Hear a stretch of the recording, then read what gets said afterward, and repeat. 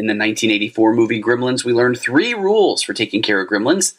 Do not let them get wet, do not expose them to direct sunlight, and don't feed them after midnight. Today, we're talking about another misunderstood threat to our happiness, a gremlin of sorts, anxiety.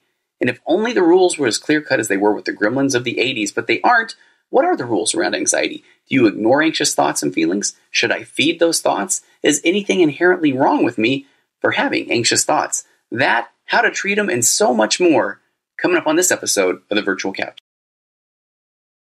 Hey everybody, this is a very quick advertisement, and I know I'm a podcast listener. You can hit the little fast forward button probably on your podcast player, 15 seconds, 30 seconds, but bear with me. I'll try to make this quick. As a therapist myself, I obviously recommend that everybody give therapy a try, because when people ask me, do I need therapy? I don't even have to talk to you. The answer is yes, I need therapy. Everyone could use a sounding board. Everybody could use an objective third party. Everybody could kind of dig deep a little bit and find out what are things that they've been holding back on, what are the things that they feel like they should be able to get over or shouldn't be worrying about. Should and shouldn't, nobody wants to be should on.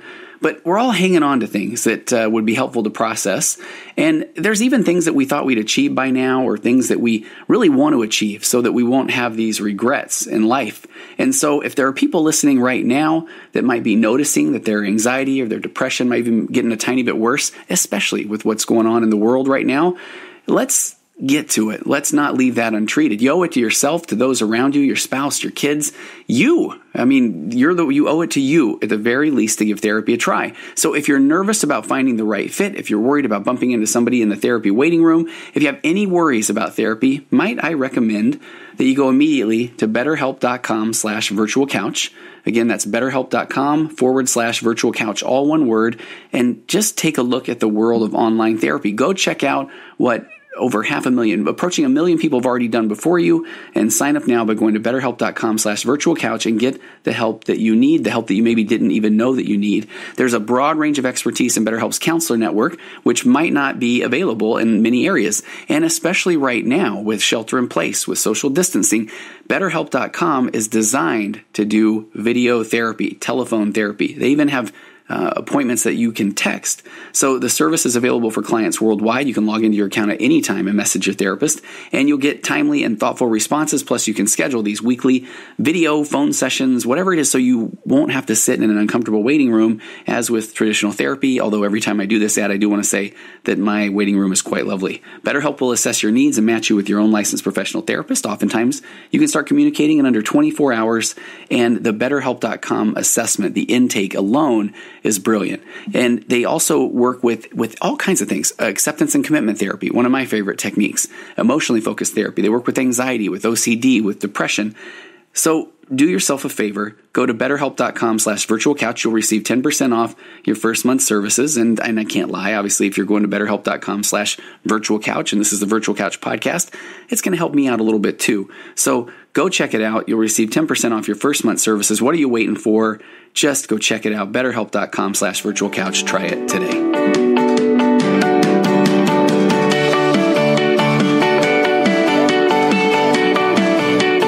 Everybody, welcome to episode 199 of The Virtual Couch.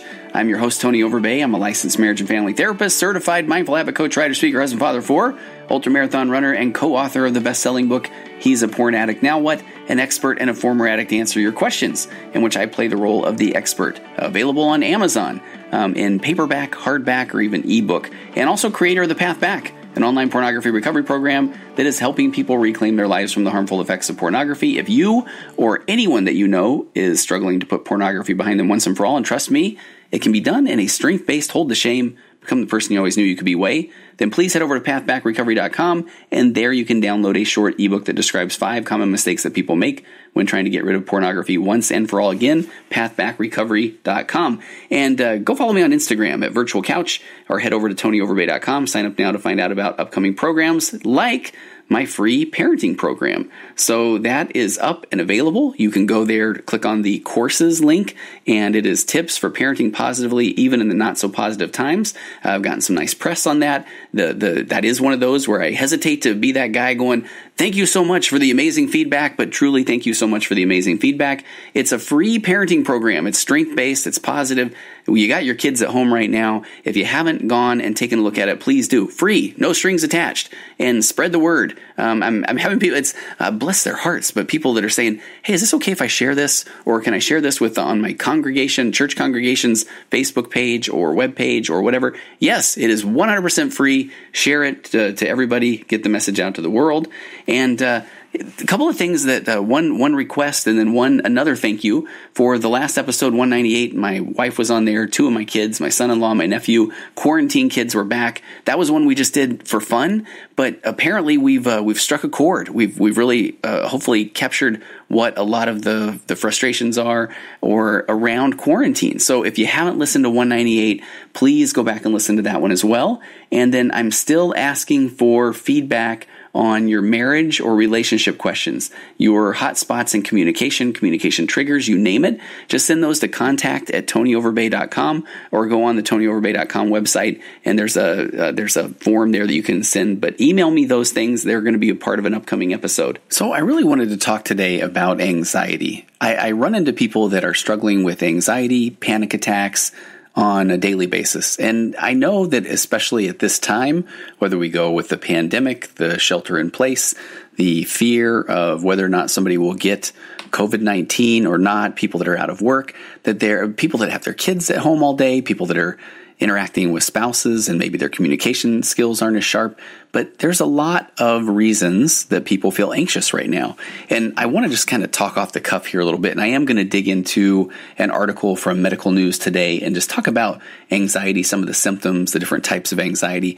But I wanted to just throw something out there. So I'm going to go on a tiny bit of a tangent, and I think it's going to make sense as I start to ramp up and talk more about anxiety in general. But way back when I got out of grad school, I had learned about cognitive behavioral therapy, and I really enjoyed it. CBT, cognitive behavioral therapy. And in a very broad sense, cognitive behavioral therapy said that your thoughts lead to your emotions, and your emotions lead to your behaviors. And you had some very cute acronyms, ANTS, automatic negative thinking, or you had some nice little rhythmic things. You were going to stomp out the ants, the automatic negative thinking, or just try to stop the stinking thinking. And a lot of cognitive behavioral therapy came from this place of a lot of these thoughts that you had were automatic negative thoughts based on your past. And I've given this example before, so bear with me if you've heard this one, but I worked with a client at one point who growing up as a child, he had been several hundred pounds overweight. I mean, like a couple hundred pounds overweight. So when he would enter a room, people would look at him and they would make fun of him. So I had him about 10 years after he had lost a lot of the weight, and he was still struggling with some social anxiety issues, social anxiety, panic attacks whenever he entered a room full of people. So when he came to see me, at that time, I was starting to do more of acceptance and commitment therapy. So I had been trained a cognitive behavioral therapist, CBT, and I was now learning more about acceptance and commitment therapy, ACT or ACT. And in the cognitive behavioral therapy model, you are kind of identifying these automatic negative thoughts. So when he would enter a room in his 20s and people would look at him, then he would think that they're making fun of me. But again, he was now a couple of 100 pounds lighter than when he was younger. So what one could say in the cognitive behavioral therapy model is when you walk in the room and everybody looks at you, instead of thinking that they're making fun of me, that's an automatic negative thought or stinking thinking based on your past. So you change that thought. You work on changing that thought to think, or maybe they're all looking at me and thinking that I look good.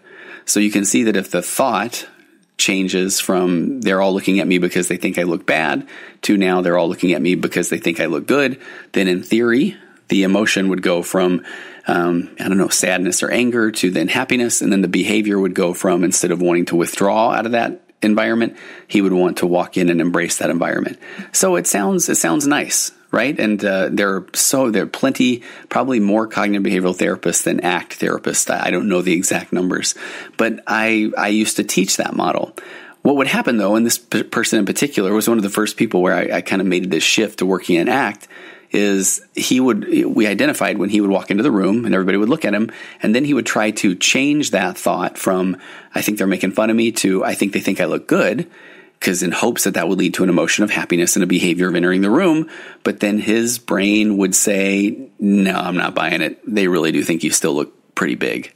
And so then he would come into my office and say, what is wrong with me? I can't even just change my thoughts. I can't take that simple concept and then make this thought turn into one that's happy, which would lead to an emotion that would be of happiness and a behavior of where I could enter the room.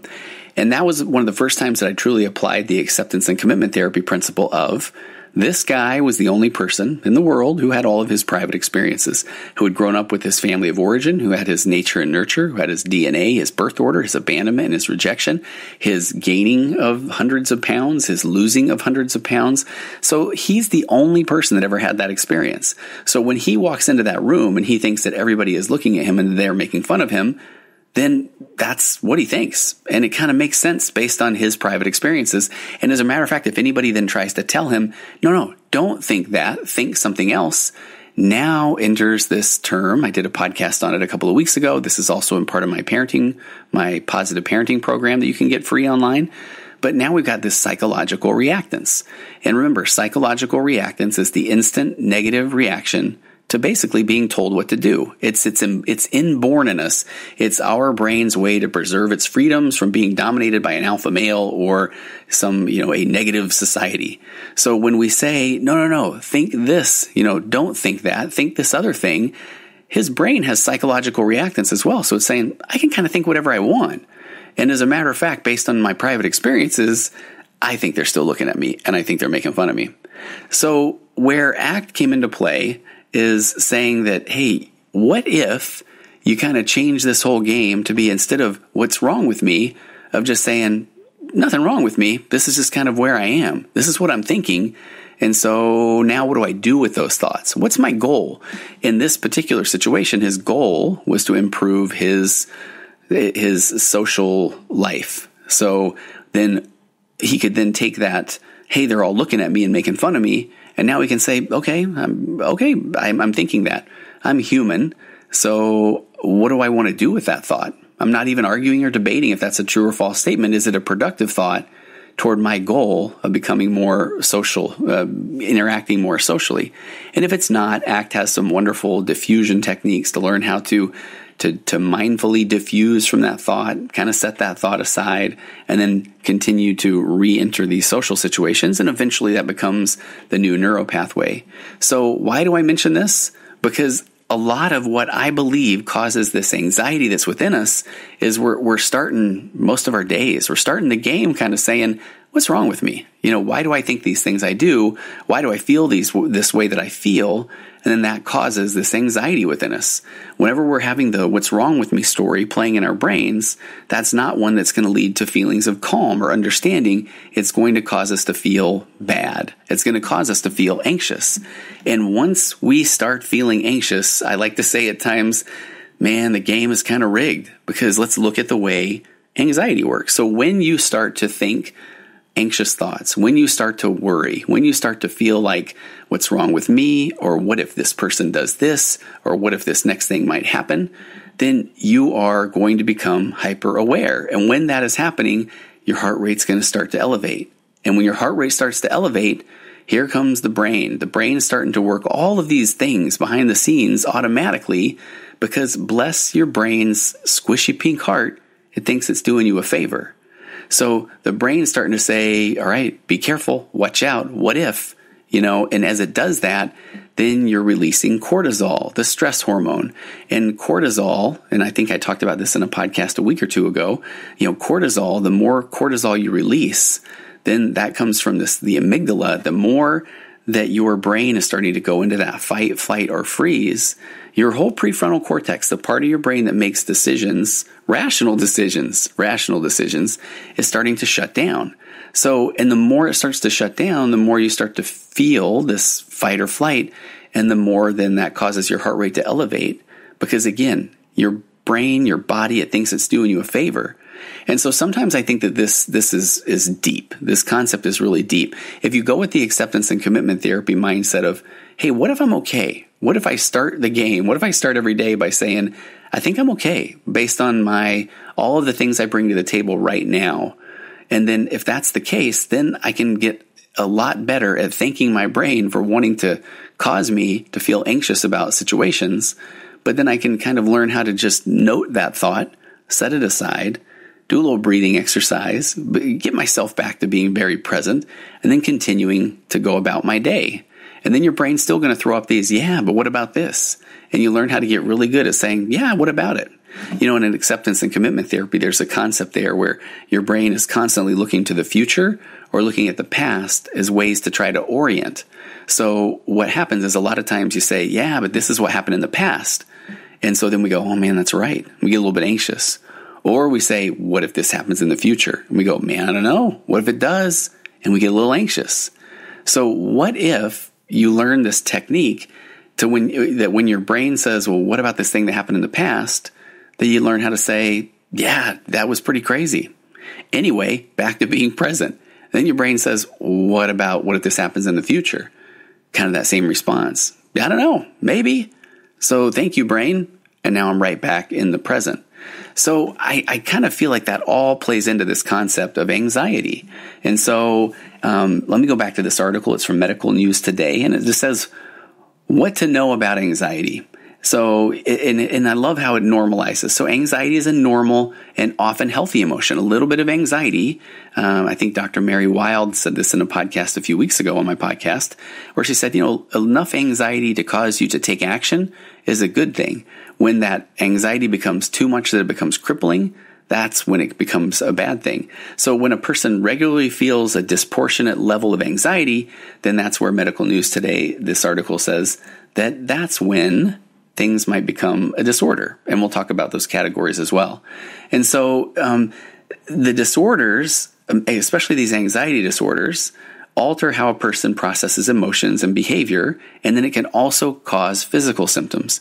And that's pretty important to note as well, that if your body, in essence, the body is going to get what it wants. So if you begin to get very anxious and your heart rate starts to elevate, then that's where you're going to get the physical symptoms. I had Laura Abraham on a few weeks ago talking about EMDR, which is a way to treat trauma.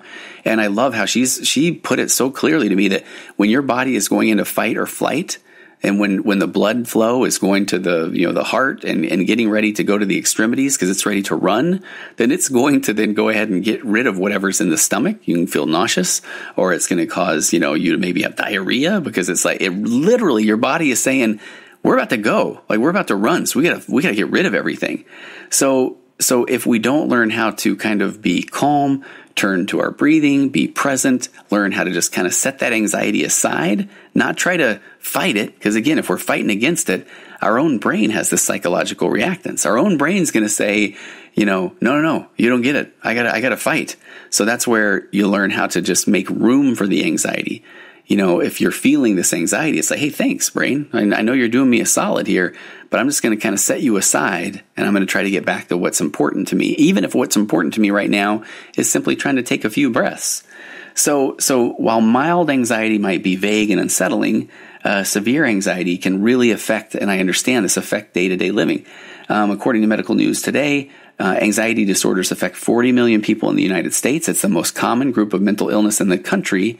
However, only about 36.9% of people with any kind of anxiety disorder do receive treatment. So the American Psychological Association defines anxiety as an emotion characterized by feelings of tension, worried thoughts, and then physical changes like increased blood pressure. So knowing the difference of what kind of a normal or a typical feelings of anxiety versus what an anxiety disorder is like, it may require help from a medical professional or help from a mental health professional. And so I wanted to kind of go through this article because I think that it does a nice job of, it kind of looks at these differences between anxiety and an anxiety disorder, different types of anxiety, and then what are the treatment options as well. So, and from this moment forward, I will be quoting very often this Medical News Today, which does not have a specific author, and I will put this in the show notes as well. But so it says that while anxiety can cause distress, that it's not always a medical condition. So when somebody does face these triggers, these worry, the feelings of harm, then these feelings of anxiety are not only normal, but they were initially designed to be necessary for survival. And so if you kind of go back, and I love the Happiness Trap does a really nice job talking about this, but if you go back to our earliest days of humanity, our brain was basically a don't get killed device. And so the approach of predators or incoming danger, those sort of things, those literally set off these alarms in the body, and those alarms in the body would allow us to run. They allowed for this evasive action. So these alarms, they become very noticeable by the raised heartbeat, the sweating, and then you become very hyper aware or hyper vigilant, or have this increased sensitivity to your surroundings. So again, that is inborn in us. That's since our earliest days of humanity. That is what anxiety was designed to do. So then the danger causes this rush of adrenaline. There's a hormone and a chemical messenger in the brain, which in turn triggers these anxious reactions in the process that we identified earlier: fight, flight, or freeze. And so this is what prepares a human being to be ready to physically confront or flee any potential threats to their safety. So for a lot of people, running from large animals or really being put in this imminent danger is not as much of a pressing concern as it was for our early human ancestors, right? So anxiety now revolves around its finances, its family, it's our health, it's work, it's all of these just what ifs. And we become very, very good at just identifying all of these. There's so many what ifs that we can have in our lives. And so these are the things that demand somebody's attention, that without necessarily requiring that fight or flight reaction. But I think it's important to note that a lot of times a lot of factors can go into this. I was talking with somebody recently who hadn't slept in a while.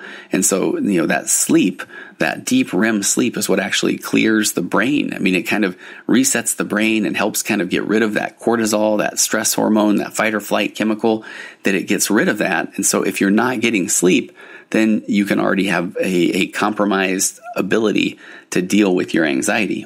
So that nervous feeling before any kind of a big important life event or during any kind of difficult situation is this article says it's this natural echo of the original fight or flight reaction. So it can still be essential to survival. So anxiety about being hit by a car when crossing the street is a good idea, because it means the person will instinctively look both ways to avoid danger. My wife and I were out on a run on Saturday, and I'm so used to running at 3 a.m. with a headlamp on that I never use a crosswalk. I'm always going to run behind a car, or, I'm never going to even chance it because I'm used to running in the dark. So here we were running in the daylight, and I keep finding myself crossing streets at places that I shouldn't when there are crosswalks. And my wife will always kind of think, where are you going? And then I just know it's just this kind of, I'm just so used to just having probably a little bit of anxiety around knowing that I've watched enough cars in 20 years of running at 3 or 4 in the morning that just blow through stop signs that I'm not about to try and cross in the crosswalk. So that's something that to me then is kind of normal. So, and a little bit of that anxiety is what's probably kept me safe. So with anxiety disorders, now we start talking about the duration or the severity of an anxious feeling, because sometimes that can be out of proportion to an original trigger or a stressor. So if on a run Saturday, if all of a sudden I panicked and I froze and I couldn't even move and I had to sit on the sidewalk, and that was my reaction to a bit of an anxious feeling, then that would be one of these things that's out of proportion to this original trigger or stressor. So then physical symptoms include blood pressure, increased blood pressure, and then here we go, nausea, diarrhea, upset stomach. These things also might develop. And then these responses may move beyond anxiety and start kind of getting into an anxiety disorder. So the American Psychological Association describes a person with anxiety disorder as having recurring intrusive thoughts or concerns. So once anxiety reaches the stage of a disorder, that's when it starts to interfere with daily function. And that's when it's really important to keep an eye on it. That's when it's really a good idea to go seek a mental health professional. So while there are a number of different diagnoses, different ones that constitute anxiety disorders, the most common one that I see is the symptoms of generalized anxiety disorder, or GAD, G-A-D. And those will often include, there's this restlessness or this feeling of just constantly being on edge, or there's uncontrollable feelings of worry, there's increased irritability, concentration difficulties often happen, and I think a lot of those are because of this last one, sleep difficulties, such as either problems in falling asleep or in staying asleep. And so while these symptoms might be normal to experience in daily life, people with generalized anxiety disorder will experience them to just regular, persistent to extreme levels. So generalized anxiety disorder might kind of start to present as these vague, just this unsettling worry, or a more severe anxiety that starts to disrupt day-to-day living that might make it even worse, or even have a harder time sleeping or a harder time concentrating, or even additionally increased irritability. So and we'll kind of talk a little bit more about some of the different types of anxiety disorders as well. So let's kind of get into that. So in the Diagnostic and Statistical Manual of Mental Health Disorders, which is the thing that we use as therapists to do a diagnosis for whether we're doing paperwork for insurance or those sort of things. In the previous version of the DSM, anxiety disorders included things like OCD or PTSD, as well as like acute stress disorder. However, now they no longer group those things under anxiety. So anxiety disorders now include the following diagnosis. So we got the generalized anxiety disorder, which I kind of just went over. And again, that's an excessive, long-lasting anxiety and worries about non-specific life events or objects or situations. It's the most common anxiety disorder, and people with that disorder are not always able to identify the cause of their anxiety, and that's kind of key. So they won't always know, but they might just have this underlying feeling of anxiety, these anxious feelings that are hard to get rid of. Another thing is panic disorder. So this one is where there are very brief or sudden attacks of kind of this intense terror or apprehension, and then those things characterize this panic disorder. So these attacks can lead to shaking or confusion or dizziness, nausea, breathing difficulties. You often hear about that with more of a panic disorder, and that's where panic attacks, those will tend to occur and they can escalate rapidly. And sometimes it might even peak, it says, after about 10 minutes. However, a panic attack it could last for hours. So panic disorders usually occur after frightening experiences or prolonged stress, but could also occur without a trigger. So somebody that's experiencing a panic attack might misinterpret it as a life-threatening illness, and they all of a sudden may make drastic changes in behavior in hopes to avoid future attacks. And in essence, what they start doing is they often withdraw because they're so worried about having another panic attack. And the problem that maybe you can see is that then that's kind of allowing that panic to then take a little bit more control or hold of their life. So over a period of time, then it's this very panic that they're trying to avoid causes them to then worry more about what if I have another panic attack? What if I go out in public and I have a panic attack? And those are those things where they can actually then even cause you to feel a little bit more immobilized than learning how to kind of breathe through these situations, or slowly put yourself back into an environment where some of those situations or triggers might be. And so in essence, you don't have to just throw yourself out in the middle of the stressor and then say, all right, what's it, exposure? That doesn't necessarily have to be the case. But recognizing that if my goal is to continue to live a very fulfilling life, or to be social, or to go out in public, but what if I have a panic disorder? What if I have a panic attack? Just becomes a story my brain is trying to fuse me to keep me away from trying to put myself out there in public. So the panic disorders, panic attacks, again, mindfulness is one of the biggest keys. There are medications that people can take as well, but being able to talk about it and not have those things really control you is one of the biggest ways to really work with panic disorders or generalized anxiety disorder. There are certain phobias that becomes an irrational fear or an avoidance of a particular object or a situation. And then phobias, they're not really like other anxiety disorders because they have a specific cause. So somebody with a phobia might acknowledge a fear as illogical or extreme, but they still don't feel like they can control their feelings around it. I remember I've had a couple of spiders recently in my office, and I just remember the movie, it was probably the 80s or the early 90s, Arachnophobia. Right? Phobia, fear of spiders. Triskaidekaphobia, fear of the number 13. I mean, there's several of these phobias. Some of them are kind of out there a little bit, but then others, like one of the most common ones that I deal with is one called Agoraphobia. And that one's a fear and an avoidance of places or events or situations where people feel like it might be difficult to escape, or where they feel like they would not, they wouldn't be available if a person becomes trapped or the help wouldn't become available if they were trapped. So people often misunderstand this as a phobia of open spaces or the outdoors, but it's kind of not that easy. A person with agoraphobia might have a fear of leaving home or using elevators or public transportation. And again, it's more of this just this feeling of being trapped or where help wouldn't be available if they were trapped. So, and you can do a deep dive on phobias. There's so many different phobias. A couple of the other ones that they point out in this Medical News Today article, selective mutism. So this is a form of anxiety that some children experience where they're not able to speak in certain places or contexts, such as school, even though they might have excellent verbal communication skills around people that they're familiar with. And that might be this extreme form of social phobia. And I've seen some of that in my practice as well. And then social anxiety disorder or social phobias, I talked about a social phobia earlier. And that's the fear of this like almost negative judgment of others in social situations or public embarrassment.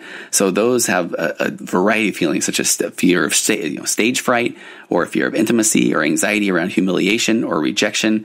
All of those things kind of fall into that social anxiety disorder. And that one can cause people to avoid public situations or they avoid human contact to the point that their everyday living can be extremely difficult. And again, there is so much help for any of these anxiety related disorders, generalized anxiety disorder, social anxiety disorder, all of these things. And one other one that I thought it would be interesting to talk about is separation anxiety disorder. I remember working as a volunteer in a nursery for a little while, and I was constantly trying to assess or diagnose, does this kid have separation anxiety disorder, or are they just a normal kid? And it's hard to tell.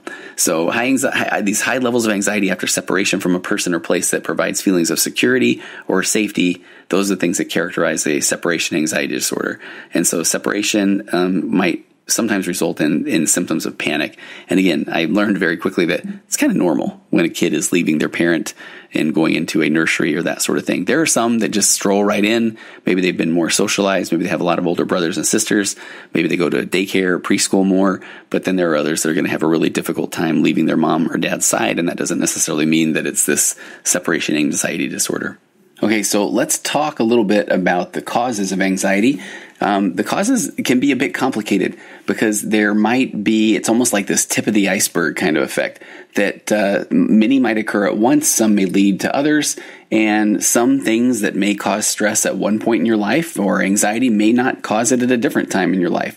So, and sometimes you have multiple symptoms that can lead up to having a panic attack or an anxiety disorder. But some of the common ones are environmental stressors, difficulties at work, or difficulties in a relationship or family issues.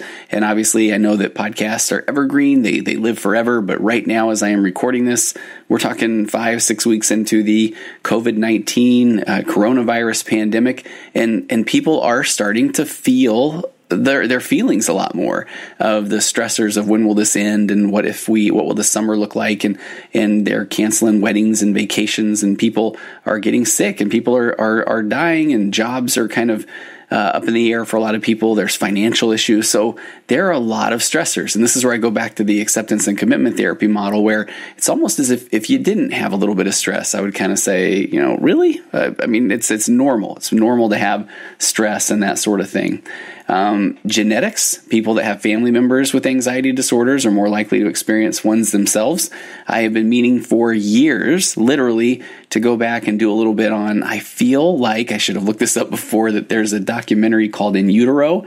And if I remember the data behind that, there's studies about cortisol levels in the utero, in the uterus. So kids that have grown up around violence or grown up around a lot of yelling or that sort of thing actually have a little bit higher cortisol levels than those who maybe grew up in completely, calm environments or families where maybe there just was a lot more, everybody was more chill, I think, as the kids say. Medical factors, the symptoms of a different disease, effects of a medication, or the stress of an intensive surgery or prolonged recovery can cause anxiety. And again, that's normal. It's absolutely normal. And being able to just kind of make room for those feelings and acknowledge them, but don't try to run away from them. Don't try to say what's wrong with me. And that's where a lot of times the breathing, I can't stress the concept of mindfulness enough. Remember, mindfulness is not trying to clear your brain of all thought. That is an impossible task. But really what mindfulness is about is being able to, when you recognize that your thoughts are kind of getting away from you, to just note it, recognize, okay, I'm starting to kind of get maybe into some unproductive territory here with my thoughts. And so I'm just going to kind of thank my brain for taking me in that direction. And I'm just going to maybe do a little bit of breathing in through the nose, maybe 2 or 3 seconds, out through the mouth, 2 or 3 seconds, and do that a few times, because that's going to all of a sudden lower my heart rate or stop my heart rate from elevating, which is again going to start to move away from this fight or flight response. So yeah, medical factors, brain chemistry. Psychologists define a lot of anxiety disorders as misalignment of hormone or electrical signals in the brain. There's some pretty fascinating things that are going on. I'm actually getting to talk with some people right now about some pretty advanced technology around things that may help the treatment of depression or anxiety in the not too distant future. Can't wait to talk about more of that. Withdrawal from substances, everything from illegal substances to even caffeine withdrawal can cause a little bit more anxiety and cause that the jitters, the fight or flight response starting to kick in. Treatment can be a combination of medication. It can be trying to change your behaviors. It can be therapy, like the kind that I do, which is called psychotherapy. And one thing that I don't think that people talk about enough is that if people are dependent upon alcohol, if people are struggling from maybe clinical depression, some of these other conditions can have a real strong effect on anxiety or treating anxiety disorders. So at times it really is important to address things like alcohol dependence, or, I've had clients that have, they maybe had experienced paranoia from smoking a lot of marijuana. And so then, they're not really wanting to move away from the marijuana if that is causing them anxiety, to then deal with the anxiety disorder. So, a lot of times you have to treat some of these underlying conditions and get those under control before we can then try to work specifically on the anxiety. And then medical news today kind of talks about self-treatment. What does that look like? That can be stress management, learning how to limit potential triggers. And what does that mean? When I do a lot in the world of addiction recovery, I talk about the habit cycle, that there's a trigger and a thought and an action. So a lot of times the trigger, let me go back to this addiction model. A lot of times trigger is just, I call them crimes of opportunity. If someone is by themselves and bored, and they have access to whatever whether it's gambling, whether it's pornography, whether it's drugs, whether it's whatever, that's a trigger. And so if you can work to manage the trigger, then that can often help. That'll keep you away from this trigger and then having the thought of wanting to act out and then taking action and acting out. So when I have people that they recognize their trigger is when they are alone, then that's one, if they can manage it, it's not to be alone. So being aware of the triggers that can lead to stress. Organize any upcoming pressures or deadlines. A lot of times people do like to compile lists to make these daunting tasks seem more manageable, and maybe commit to taking time off from study or work. Don't try to bite off more than you can chew. I know that's a cliche, but here's that thing I'm going to continue to go back to people's private experiences. Some people, they can multitask and juggle a lot of projects at one time. Other people cannot, and that is okay, because that is a lot of that based on your nature or your nurture or your DNA or birth order, abandonment, rejection, that sort of thing. So just because somebody else can keep a very full schedule does not mean that something is wrong with you if you cannot do that. Relaxation techniques, simple activities to help soothe the mental and physical signs of anxiety. They can include meditation, deep breathing exercises, what we've talked about here. They give the recommendation of long baths, resting in the dark, yoga, any of these things that, remember now, I hope you have a better idea of that your goal is to just not get caught up in thoughts that lead to these feelings of anxious feelings or anxiety. But when you do recognize that might be the case, of just having a practice down, training the brain to kind of just come back to the here and now, come back to the present. And they talk about in medical news today of some exercises to try and replace negative thoughts with positive ones.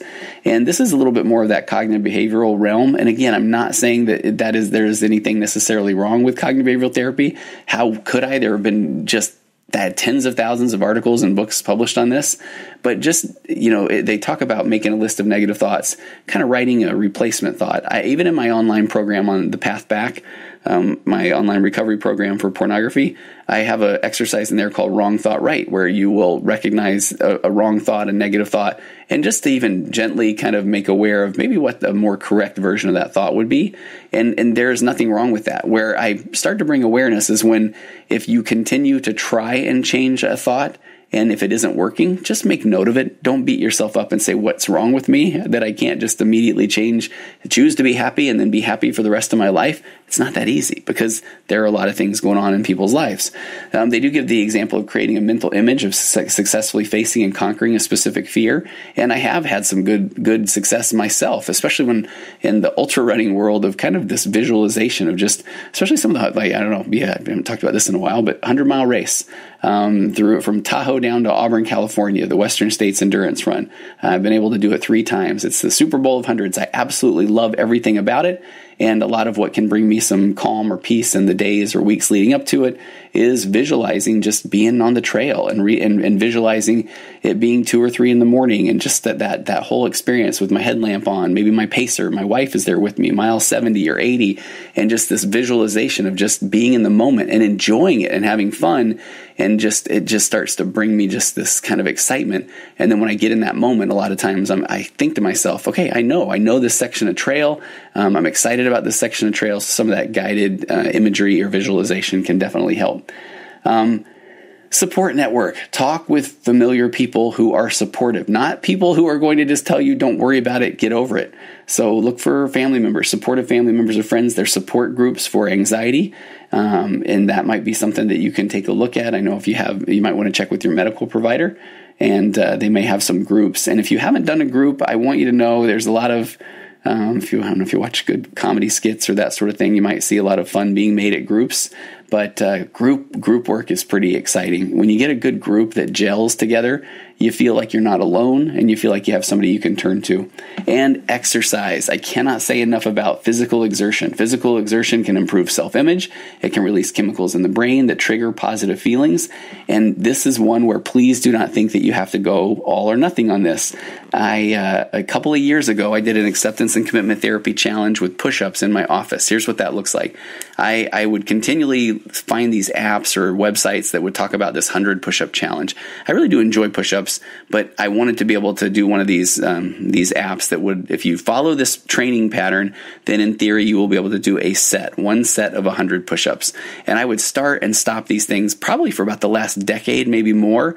And the more I embraced acceptance and commitment therapy, I decided, okay, that was giving me too much of the opportunity to tell me the what's wrong with me story. Why can't I stick with this app or stick with this online program to be able to do a set of 100 push-ups?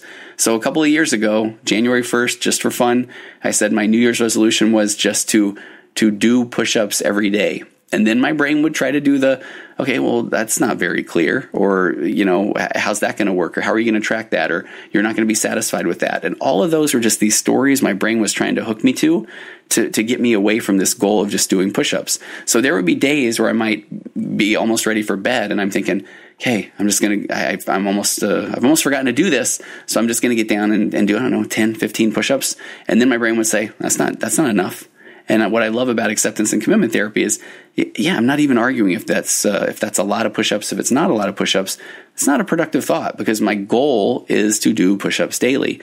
And so every day I would do more push-ups. And then I kind of joke that it's probably about April or May. It was a little bit longer than I had anticipated. But at some point, I feel like my brain finally said, fine, do your push-ups. So, now between sessions, and especially it's been a lot easier because of a lot of the online sessions right now, but you can just drop down and do a set of 25 push-ups. And if you do a few of those a day, before you know it, you're doing 200, 300 push-ups a day. I brought some free weights. I'm looking at them right now.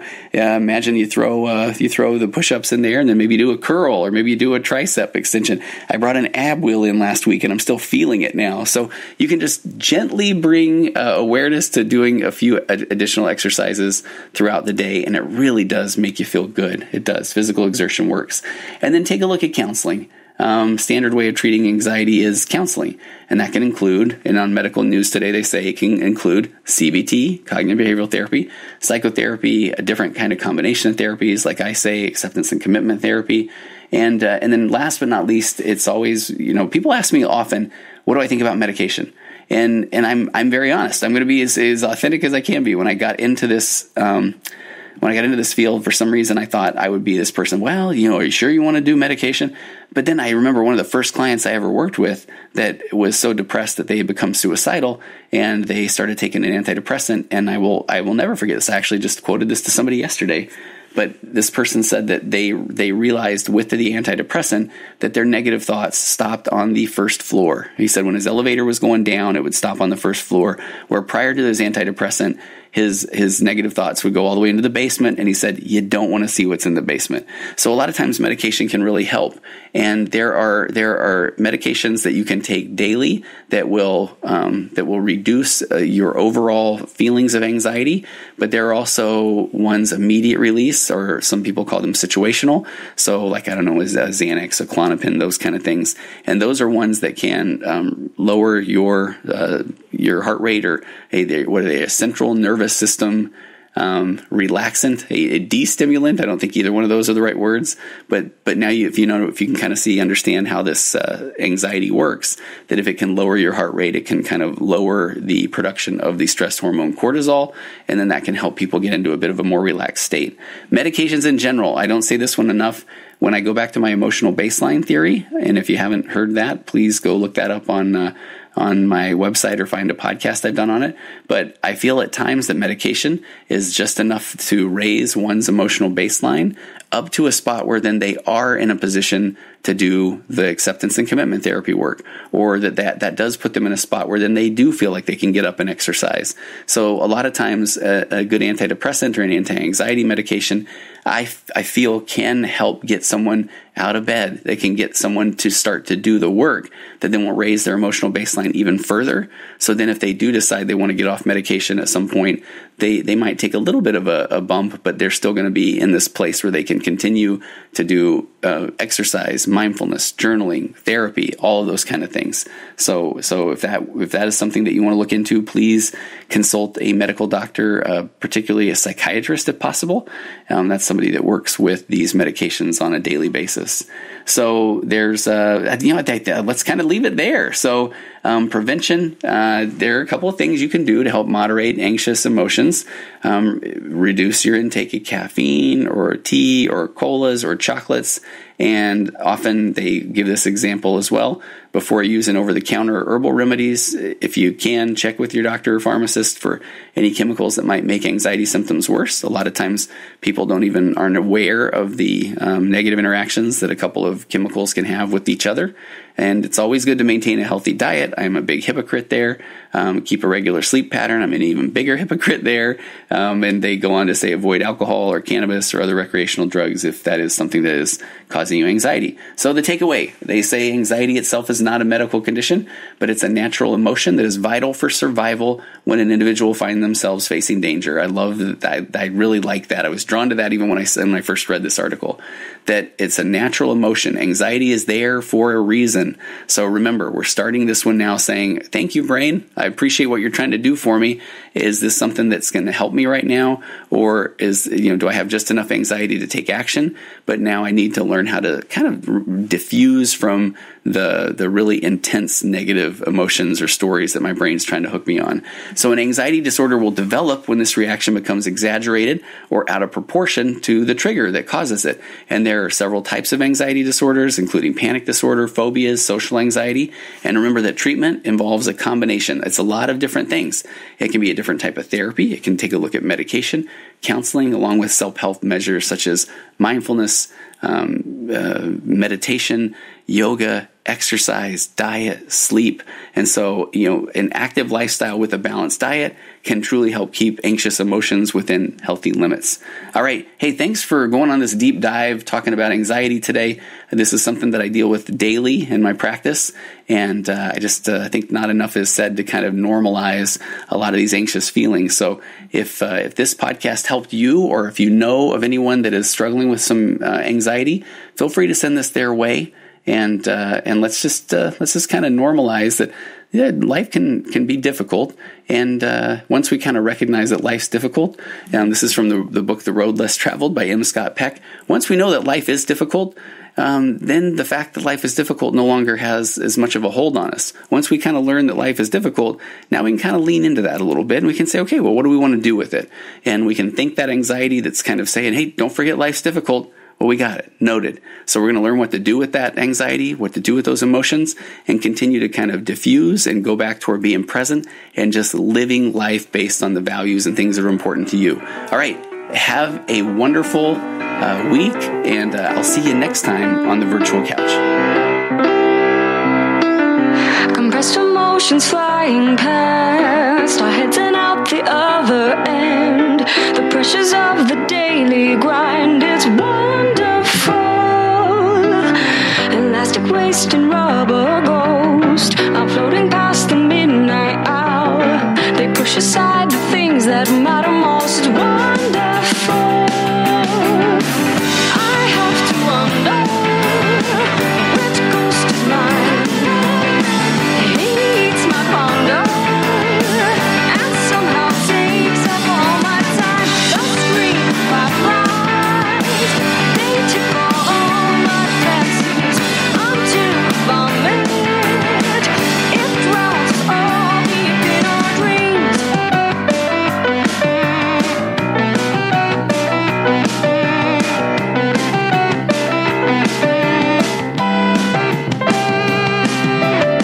Exciting news of discount price, a million opportunities. The chance is yours to take or lose. It's wonderful.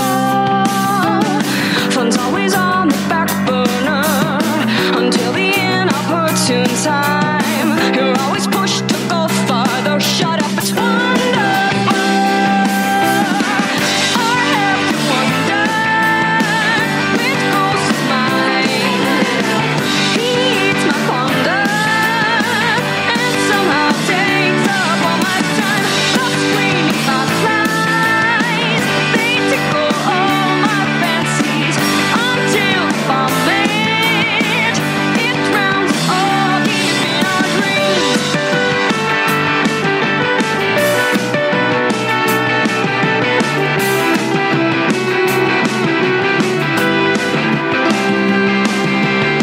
Develop distance, don't explode. Allow the understanding through to heal the legs and hearts you broke. The pain is wonderful.